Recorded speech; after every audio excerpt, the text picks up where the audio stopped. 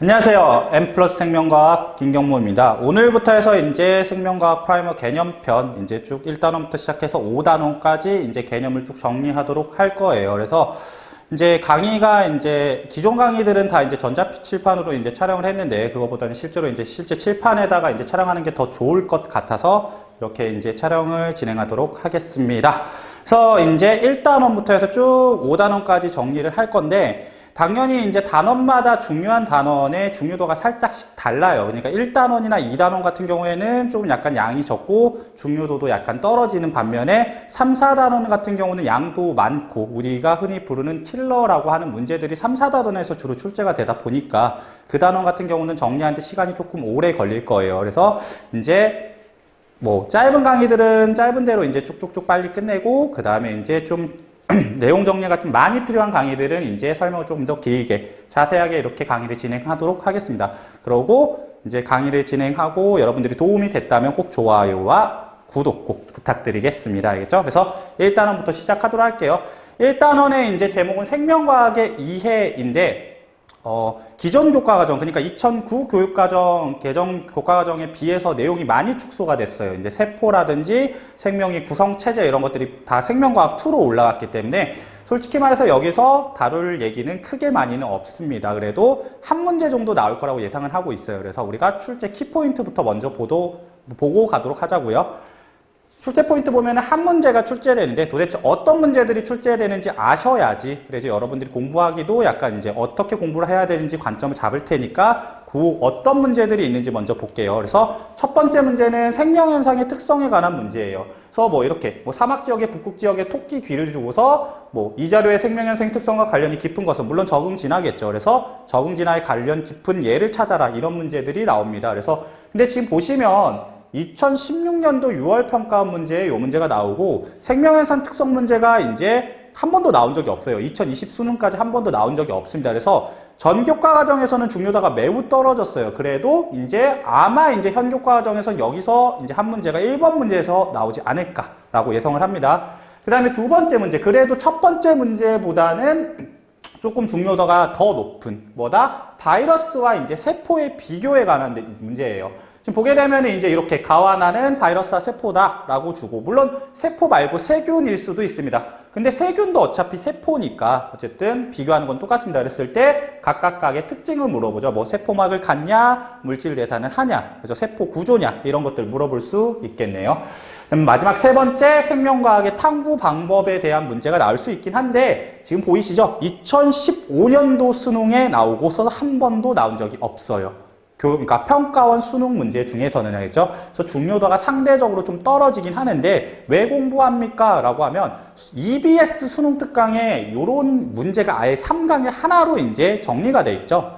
이제 그렇기 때문에 우리가 이거를 안 할 수는 없다. 그래서 후딱 정리하자고요. 알겠죠? 그래서 이제부터 키포인트 어떤 문제들이 나오는지 이렇게 생명현상의 특성, 그 다음에 바이러스와 세포의 비교, 그 다음에 마지막으로 생명과학의 탐구 방법까지 이런 문제들이 나오니까 각을 정리를 쭉 합시다. 그래서 원래 순서대로 하면은 이제 첫 번째, 일단은 첫 번째 소단원이 생명현상의 특성인데 이제 저는 이제 순서를 조금 바꿀게요. 생명과학의 탐구 방법을 먼저 공부하고 그 다음에 생명현상의 특성을 보도록 하겠습니다. 그래서 생명과학의 탐구 방법 볼게요. 생명과학이라는 걸 도대체 어떻게 공부할 건데에 대한 어떻게 공부를 할 건데 혹은 어떻게 이제 밝혀낼 건데 어떤 사실들을 그런 탐구 방법에 관한 얘기인데 크게 이제 두 가지 탐구 방법으로 나눠집니다. 첫 번째는 귀납적 탐구 방법인데요. 그래서 귀라는 게 이게 돌아올 귀자예요. 우리 귀향한다 그러죠. 이제 고향으로 돌아간다를 귀향한다 그러잖아요. 그러니까 이제 뭐를 보다가 다시 돌아가서 생각을 하는 거예요. 그래서 우리가 귀납적 탐구 방법에서 가장 중요한 거 꼽으라라고 하면은 딱 두 글자예요. 뭐? 바로 관찰이에요. 관찰.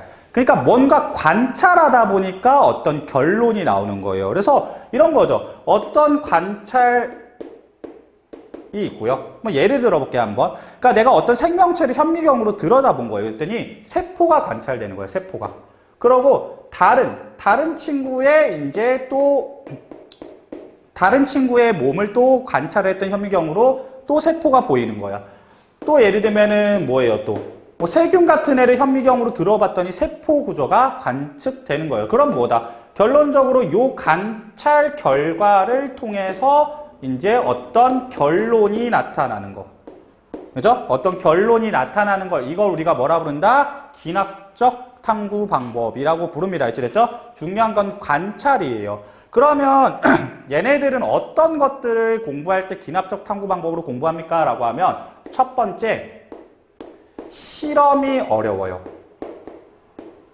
실험이 어려운 주제를 탐구할 때 이런 것들을 해요. 그러니까 내가 예를 들면 이런 거예요. 그러니까 뭐냐면 뭐 내가 세포로 되어 있다를 알고 싶으면 뭐 세포에 관한 실험을 해야 되는데 뭐 우리가 이거 관찰해서 알아낸 사례지 뭐 세포를 어떻게 한 게 아니잖아요. 그래서 이렇게 실험이 어려운 주제를 탐구할 때 이제 기납적 탐구 방법으로 일반적으로 밝혀내고요. 여기서 기납적 탐구 방법은 그렇기 때문에 뭐가 없냐면 우리 좀 이따 하겠지만 가설 설정이란 단계가 없고요. 그 다음에 또 뭐 탐구 설계 및 수행, 즉 뭐다? 실험 단계가 없습니다. 이해됐죠? 이 정도는 알아두세요. 실험 단계가 없어요. 그러면 그 다음에 마지막으로 기납적 탐구 방법으로 그러면 밝혀낸 예들은 뭐가 있는데 첫 번째 지금 방금 했던 세포설이 있겠죠. 세포설. 그죠?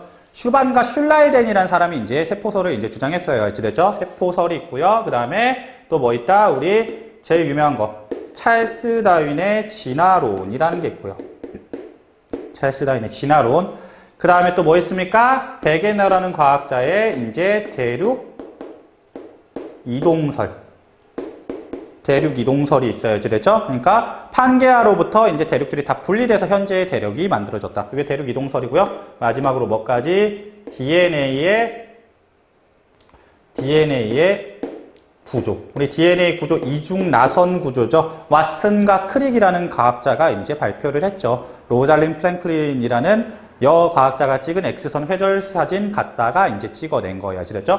어쨌든 요 정도 예가 있습니다는 솔직히 말하면 고3한테는 크게 필요가 없어요. 문제에서 기납적 탐구 방법으로 밝혀낸 사실이 아닌 예를 고르시오. 이런 문제가 나올 리가 없습니다. 그죠? 그럼 누굴 위해서 이거는 고등학교 2학년 내신 준비하는 친구들은 조금 아셔야 될 것 같아요. 아시겠죠? 그래서 여러분들이 기납적 탐구 방법에서 알아야 될 내용은 이게 끝입니다. 그죠? 그러면 이제 뭐 본다? 연역적 탐구 방법 보는데, 이거는 기납적 탐구 방법에 이제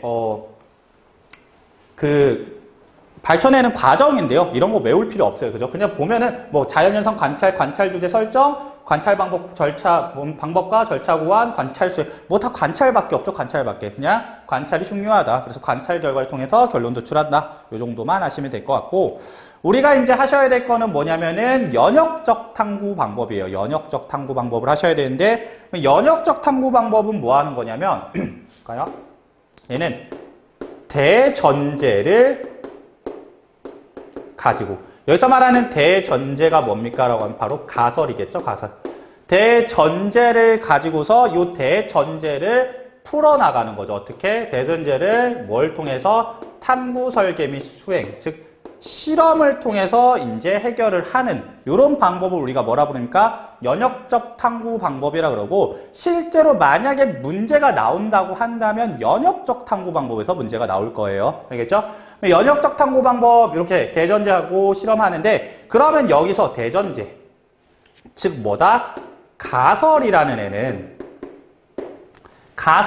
애는 도대체 뭡니까? 라고 하면 가설은 어떤 문제에 대한 잠정적인 결론이죠. 그러니까 내가 생각하는 원인인 거예요, 이게. 됐어요? 그러니까 가설이라는 거는 맞을 수도 있고 틀릴 수도 있는 거예요. 그랬죠? 맞을 수도 있고 틀릴 수도 있는 거예요. 그래서 이렇게 가설을 세워야 되는데, 그러면 연역적 탐구 방법의 과정이 여기 이렇게 설명이 되어 있는데, 첫 번째 뭐 하셔야 된다? 문제를 인식을 하셔야 돼요. 문제를. 그죠? 예를 들면 뭐 예를 들어볼게요. 제가 그냥 제 예를 들어볼게요. 지금 현재 제 몸에서 일어난 일이에요. 제가 술을 좀 좋아하다 보니까 요새 매일 밤마다 맥주를 2캔씩 혹은 3캔씩 이렇게 마시고 자고 있는 거예요. 그랬더니 배가 나오기 시작한 거예요. 제 배가 이렇게 볼록 이렇게 나오기 시작한 거예요. 그러니까 문제를 인식했죠. 그러니까 뭐예요? 저는 복부 비만이 되고 있는 거예요. 문제를 인식했어. 그래서 저는 뭐 했냐면 가설을 설정을 했다는 거죠. 가설을. 이게 제일 중요한 스텝이에요. 연역적 탐구 방법에서. 가설을 설정을 했습니다. 뭐라고? 내가 일 끝나고 새벽에 맥주 먹었더니 배가 나오지 않을까라고 이제 가설을 세운 거예요. 그런 다음에 당연히 뭐 하겠어요? 이제 탐구 설계 및 수행. 뭐 두 글자로 끼우면 이제 이게 실험인 거죠. 실험. 그죠? 이 가설을 밝히기 위한 실험을 하시는 거예요. 어떻게? 예를 들면 제가 이제 2주 동안 매일 밤마다 제 친구들 10명을 초대를 했어요. 10명을 쭉 초대한 거야. 그런 다음에 뭐 했냐면 이 친구들한테 매일 밤마다 맥주 2캔씩 먹이는 거예요. 2주 동안. 매일 밤마다 이제 맥주 2캔씩 먹인 다음에 뭐 2주가 지났겠죠. 그래서 우리 2주 전에 그 맥주 먹이 전에 비포 사진을 다 찍어 놓은 거예요. 야, 일로 와봐. 야, 배 까봐. 해가지고 친구들 사진 배에 다 찍어 놓고 2주 후에 애프터 사진을 다시 찍고서 비교를 해보는 거예요. 그랬더니, 그러니까, 즉, 자료를 해석한 거죠. 탐구 결과 및 정리 및 해석을 한 거예요. 그랬더니 뭐 하는 거예요? 내 친구들 배가 다 볼록볼록볼록 저처럼 나오기 시작했다는 거죠. 그럼 뭐다? 내 가설이 옳구나. 라고 해서 뭐 하는 거예요? 결론이 도출되겠죠. 뭐라고? 야밤에 맥주 마시면 배 나온다. 라는 결론이 도출되겠죠. 이해되셨습니까? 근데 생각을 해봐요. 만약에 그 10명의 친구 중에 5명은 배가 나왔는데 5명은 배가 나오지 않은 거예요. 그죠? 그러면 어떻게 된다? 그럼 제 가설이 틀린 거죠. 왜? 5명이란 건 50%나 지금 배가 안 나온 거니까. 그래서 가설이 옳지 않으면 자료 해석을 하고 나서 다시 돌아가서 뭐를 해야 된다? 가설 재설정을 해주셔야 돼요. 다시 설정을 해야 돼요. 그러면 실제로 배 나왔던 게 맥주 때문이 아니라 예를 들면 뭐 같이 먹었던 육포 때문일 수도 있는 거죠. 내가 막 과자를 먹었을 수도 있는 거니까, 알겠죠? 그래서 이렇게 돌아가면 되고, 뭐 여기에 대한 예들이 많아요. 아주 많습니다. 그래서 여러분들이 뭐 시험 문제에서 이제 교과서나 이런 거에서 제일 봤을 때 많이 보는 이제 연역적 탐구 방법의 예들이 뭐 있을까? 그 각기병 있죠? 닭의 각기병. 그래서 현미랑 뭐 백미랑 먹여가지고, 그죠? 닭들이 픽픽픽 쓰러진다. 그래서 뭐 현미 섞여서 먹이고, 백미만 먹이고, 뭐 이런 거 해가지고 알아낸 거. 이런 것들도 예로 주어지고, 뭐 파스텔의 실험도 이제 연역적 탐구 방법의 예로 주어지죠. 근데 여러분들은 그런 거 재미없으니까 제가 재밌는 얘기 하나 해드릴게요. 재밌는 얘기. 뭐 있냐면, 잘 봐요. 우리 그 화이자라는 제약회사 있습니다. 화이자라는 엄청 큰 제약회사가 있어요. 근데 뭐 세계에서 이제 내노라 하는 제약회사예요. 그 제약회사가 문제인식은 한 건 아니고요. 이제 혈압약을 개발하려고 했어요. 혈압약. 왜? 사람의 혈압이 높으면은 이제 몸에 안 좋잖아요. 이제 뭐 뇌출혈이 일어날 수도 있고 이렇게 될 수 있으니까. 그래서 혈압약에 대한 후보 물질들을 설정했어요. 뭐 당연히 어떤 물질을 이제 해가지고 후보 물질 선정해서 가설을 세웠겠죠. 요 물질이 뭐 한다? 혈압을 낮출 것이다. 라고 이제 설정해놓고 실험을 하는 거예요. 전인상 실험을 했겠죠. 이제 쥐한테 이제 이렇게 넣어준 거예요. 쥐한테. 요 약을 넣어줬더니 쥐가 혈압이 떨어져. 오케이, 좋아. 그래서 이제 임상에 들어갔어요. 임상. 사람한테 실험을 해보는 거예요. 사람한테 이제 FDA 승인 받기 전에 사람한테 실험을 해보겠죠. 그랬을 때 사람한테 실험했더니 혈압이 떨어지긴 해요. 근데 희한하게 부작용이 발생을 해요. 부작용. 누구한테만? 남자한테만. 여자는 없어요. 왜? 어떤 부작용? 그 약을 먹은 남성들이 희한하게 발기가 되더래요. 그리고 발기가 오랫동안 지속이 되더래요. 근데 이게 뭐 혈압 떨어지고 발기됐으면 그냥 된 거 아닙니까? 근데 이게 엄청나게 큰 부작용이에요. 그쪽에서 봤을 때는. 그러니까 어마어마한 투자를 했는데 거기에 대해서 회수도 못하고 이제 실험은 끝나버린 거죠. 그러니까 화이자는 망했다라고 해서 그럼 후보 물질을 바꾸고서 다시 실험을 해야 되는데 그 화이자랑에서는 어떻게 했어요? 역발상을 한 거죠. 야, 근데 그때 당시만 하더라도 발기부전 치료제가 없었던 당시니까 어떻게 생각했냐면, 야, 이거 갖고 발기부전 치료제 만들면 되지 않을까? 라고 해서 아예 바꿔버려요. 아예 실험을 바꿔서 발기부전 치료제에 대한 후보물질로 선정해서 쭉 진행을 했다는 거죠. 그러니까 대박이 났죠. 그게 뭡니까? 그 약이 바로 비아그라입니다. 비아그라. 알겠죠? 비아그라가 그렇게 해서 탄생했고, 화이자는 그 비아그라 딱 하나 만들어내고 전 세계에서 가장 큰 제약회사가 됐습니다. 왜?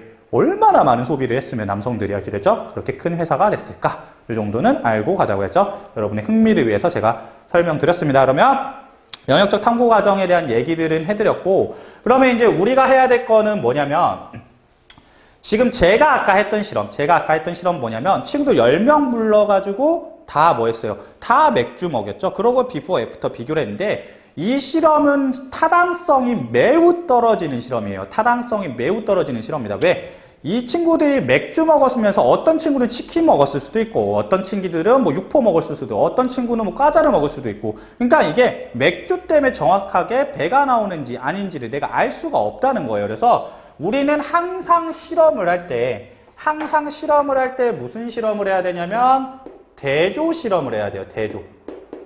그러니까 대조라는 건 비교를 하는 거죠. 그래서 비교를 하는 실험을 해야 된다는 거예요. 대조 실험을 하셔야 됩니다. 이제 됐죠? 그러면 대조 실험을 하려면 당연히 비교 대상이 있어야 되는 거 아니에요. 그래서 실험 그룹을 두 그룹으로 나누는 거예요. 실험 그룹을. 그래서 어떻게 대조군과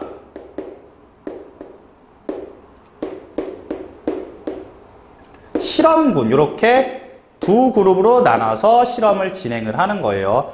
그러면 대조군이라는 애는 도대체 누굴 말하는 겁니까? 라고 하면 대조군은 누구? 바로 얘네가 이제 비교 기준이 되는 집단이겠죠. 비교 기준이 되는 집단이 되겠습니다. 근데 이렇게 하면 여러분들한테 잘 와닿지가 않아요. 누가 그러면 기준인데? 라고 하시면 어떻게? 이렇게 생각하시면 돼요. 조작을 가하지 않은 집단이 대조군이에요. 예를 들어 볼게요. 제가 친구 10명을 불려서 맥주를 먹일 건데 5명은 맥주를 먹였고 5명은 맥주를 안 먹인 거야. 그러면 여기에서는 누가 대조군이냐? 제 조작이 바로 맥주잖아요. 그러면 조작을 가하지 않은 집단, 즉 누구? 맥주를 먹이지 않은 쪽이 대조군이 되는 겁니다. 이해되셨죠? 그러면 실험군은 뭐겠어? 실험군은 내가 조작을 가한 집단을 우리가 뭐라 그러겠습니까? 실험군이라고 했죠. 맥주 먹인 5명이 실험군이 되겠죠. 그러면 이해되셨나요? 이렇게 두 그룹으로 나눠서 실험을 진행을 합니다. 그러면 이제 이 실험을 진행할 때 뭘 하셔야 되냐면 우리가 또 뭘 하셔야 된다? 이제 변인이라는 거. 변인이라는 걸 아셔야 되는데 변인이라는 거는 뭡니까? 라고 하면 그냥 변할 수 있는 요인들을 다 변인이라 부르는 거 알죠? 됐죠? 실험 과정에서 변할 수 있는 요인들을 다 변인이라 부르는데 요 변인은 크게 나누면 두 가지로 나눠요. 어떻게? 독립변인과 아이고 잠시만요. 직선이 이렇게 뭐로 나눈다? 종속변인.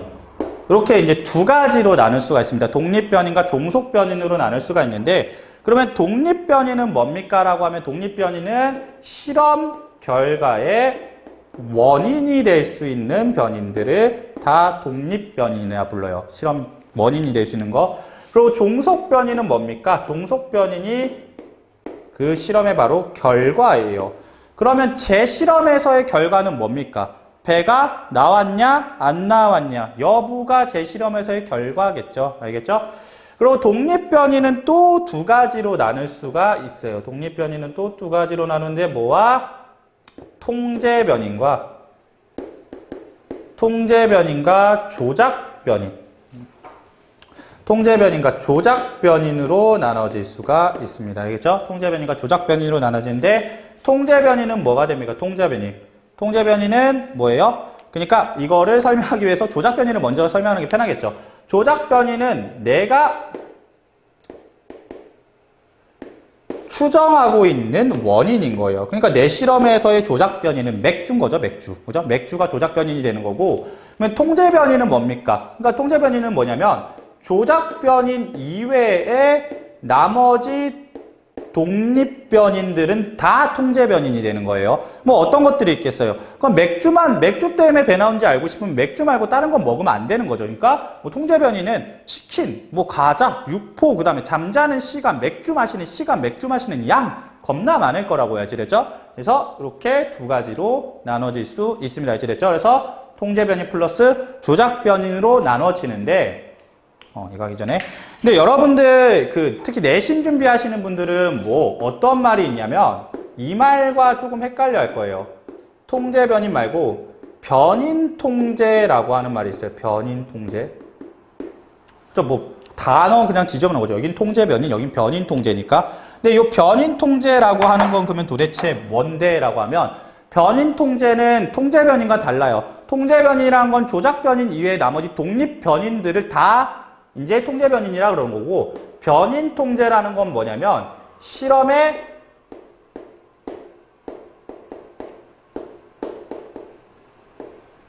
신뢰성을 높이기 위해서 신뢰성을 높여야 되죠. 그죠? 그래야지 사람들이 믿어줄 테니까 신뢰성을 높이기 위해서 조작 변인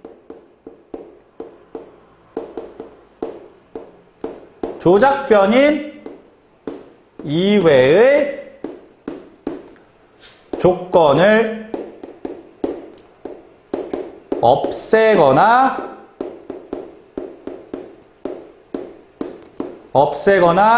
일정하게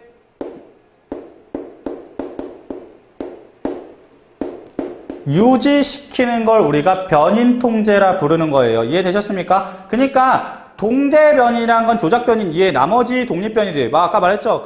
과자, 치킨, 육포, 잠자는 시간 등등이고, 변인 통제는 그럼 뭐예요? 맥주 말고 나머지 조건들을 다 똑같이 만들어주는 행위를 우리가 뭐라 그럽니까? 변인 통제라고 하는 거예요. 이해됐죠? 그래서 통제 변인과 변인 통제, 통제 변인과 변인 통제는 여러분들이 꼭 좀 구분을 해 주세요. 누구? 특히 고2분들, 내신 준비하시는 분들은요. 알겠죠? 이렇게 하시면 우리가 다 정리했고, 그러면 이제 정말 마지막으로 우리가 가설을 저 변인들로 표시할 수가 있죠. 가설을 변인들로 표시를 할 수가 있어요. 왜? 가설이라는 건 결론적으로 잠정적인 결론이라 그랬잖아요.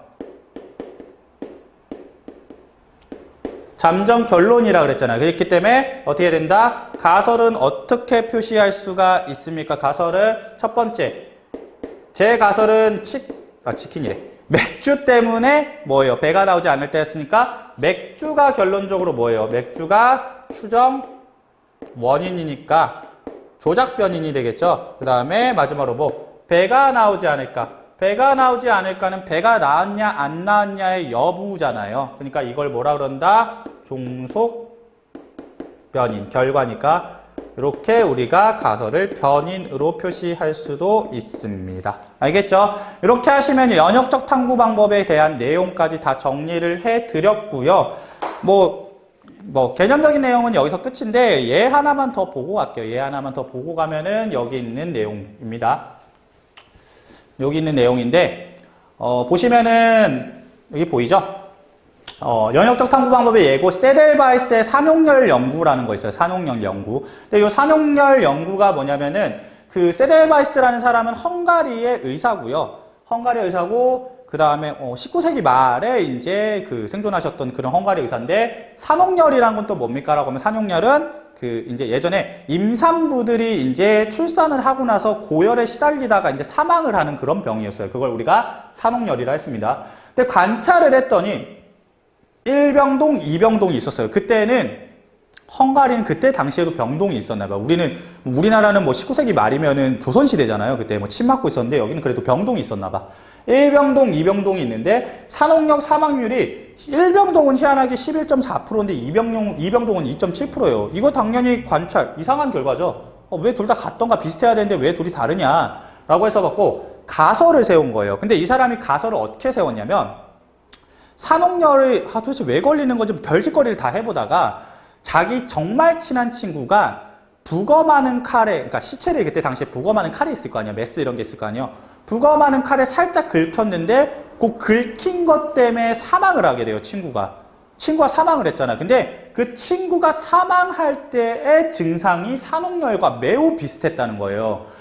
그래서 세델바이스가 이제 생각을 한 거죠. 어떻게?